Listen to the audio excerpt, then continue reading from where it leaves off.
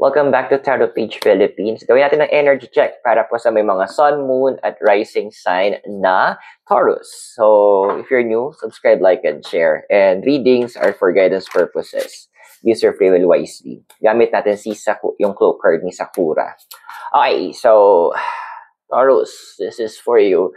We have here is the card of the wood.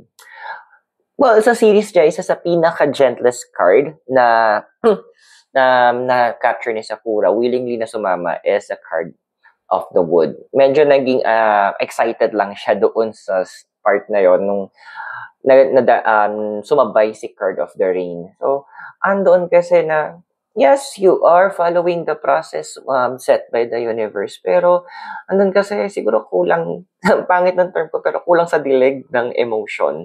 Andun kasi na a lot of you sa House of Taurus, naghanap na rin kayo ng excitement.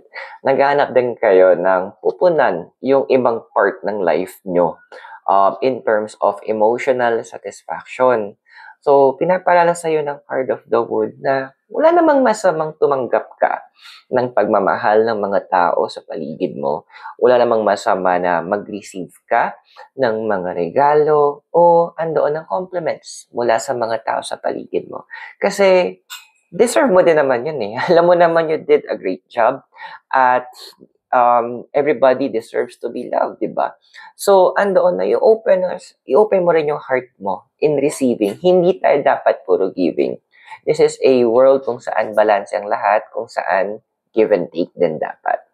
I hope nakatulong yung reading. Those are for guidance purposes. Use your free will wisely. And kung bago ka, subscribe, like, and share. So maraming salamat. God bless. Namaste. Hare Krishna and blessed be. And I hope to see you on our next video. Bye for now.